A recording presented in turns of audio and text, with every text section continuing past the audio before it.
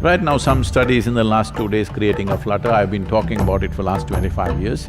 Some studies say that in the next 5 years, the insect population is going to go down so dramatically that all agriculture on the planet could be seriously hit and food could become a great crisis.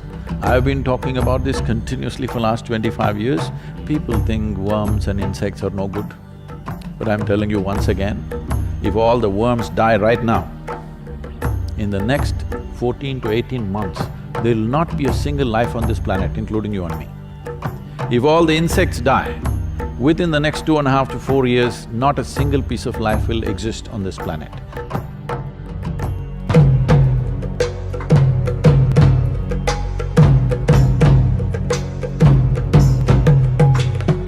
So I tend to follow on the same thing that you mentioned, that the education system needs to be changed to adapt, in a sense that… Why are you copying a question?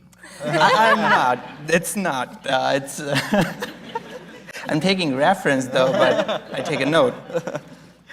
So on the same note that education system needs to be changed,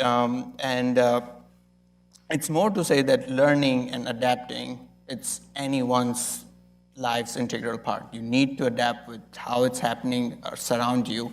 Also, Charlie Munger said that human being needs to be a lifelong learning machine. You need to learn every day, every set of your way. But you have mentioned that people or human… Can I disagree with that learning business? You can, you can. That's the view, it's more capitalistic view that you need to keep on learning and adapting what you surround with. See, because your learning is establishing a mindset, now you struggle to adapt. I am not interested in learning. I don't want people to learn. I want people to become in such a way that they're perceptive, that they can see things as they are. Not because of their learning, simply because human faculty has the capacity to absorb a situation as it is if you don't have a fixed mindset. If you see things as they are, according to your intelligence and competence, you will respond. Why should you adapt? You just need to respond. This is the significance of being human, that we are the only creatures on this planet who have the necessary faculty to be conscious and to be able to respond, not to react instinctively. So this whole process is an ancient mindset of we have to learn so much, what we have learned becomes irrelevant after 50 years, so we have to relearn and adapt. But that, as she said, is going to happen every 2.5 years now. What used to happen once in 50 years is going to happen every 2 to 3 years now. So when it happens every 2-3 years, you establish a mindset, you learn something, you establish a mindset, then you try to adapt to the next thing, you'll go crazy by the time you're 50. But if you keep your intelligence uncluttered and perceptive, you will know how to respond. Okay.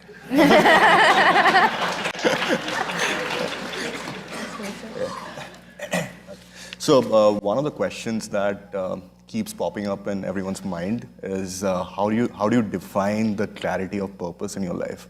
And that's something that you've probably been asked multiple times before, but this is something that we still struggle with. And we easily get influenced by people around us and get distracted from what we truly are passionate about. How do you recommend today's youth to be focusing on building true passion and also developing a clarity of purpose in life?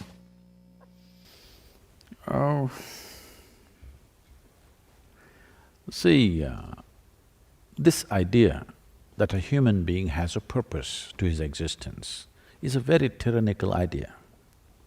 The moment you have a strong sense of purpose, you are a natural tyrant.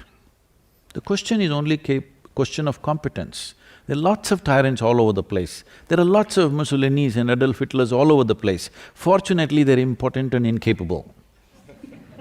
Yes, there are lots of them. Don't think only one was born. There are lots of them. Fortunately, nobody has the capacity or the competence that those tyrants had. Otherwise, there are a whole lot of people with same intention of wanting you to be something other than who you are right now. So if I have a purpose to life, if it gets organized, it becomes a mission. Who the hell are you to have your own mission? You're here, you're just a pop-up on this planet, all right? You pop up and you pop out.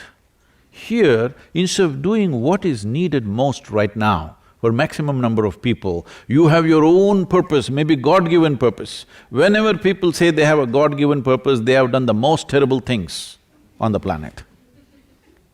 Now, you don't like it, it's okay, but have they not? Whenever people said, God spoke to me, terrible things are coming. You can be sure about it. You heard these statements because you are trying to endorse your nonsense with some other authority from elsewhere. Why do you need a purpose? Life is a phenomena beyond your understanding. You're here to experience it and enhance it for yourself and everything else around you. That's about it. What is there for you to have a purpose of your own when you've not even figured out where it begins, where it ends? When you have not even figured out where this cosmos begins, where it ends, where you come from and where the hell you will go, how come you have a purpose of your own? You don't need a purpose, you just need sense. You need sense and sensitivity. And sensitivity will naturally come if you look at life as a more inclusive process. Right now, some studies in the last 2 days creating a flutter, I've been talking about it for last 25 years. Some studies say that in the next 5 years, the insect population is going to go down so dramatically that all agriculture on the planet could be seriously hit and food could become a great crisis. I've been talking about this continuously for last 25 years. People think worms and insects are no good. But I'm telling you once again, if all the worms die right now, in the next 14 to 18 months, there will not be a single life on this planet, including you and me. If all the insects die, within the next 2.5 to 4 years, not a single piece of life will exist on this planet. But if you and me die, planet will flourish. Yes, this is the fact of our existence or no? Hello? Whatever nonsense we think about ourselves, without human race, this planet will do great. But without worms, insects, microbes and various other creatures, this planet cannot exist as a life. So, our idea, the most destructive idea that's been put into human minds in the name of religion, philosophy and nonsense is that creation is human-centric. Creation is not human-centric. You are just a speck in this creation, you're really nothing. As I said, you're like, on your computer screen there are pop-ups. You pop up and you pop out. You think so much about yourself, but actually before you and me came here, countless number of people who all thought they are great people came and went. Where are they now? All topsoil. Yes or no? Worms are feasting on them, all right? But human beings, this is all it is. In this vast cosmos, this entire solar system is a tiny speck. In that tiny speck, this planet Earth is a micro speck. In that micro speck, Detroit city is a super micro speck. In that you're a big man. This is a serious problem. This is all because of our learning, do you understand? This is because of our learning, because we've lost our sense of perception. We're not seeing things as they are. We're making up things in our mind in the name of education. It's time we come to reality. Once machine learning comes, your nonsensical learning will not mean a damn thing. Just because you read a book, you're acting superior. No, a 5-year-old kid will turn on his machine and tell you, here. It's a great time.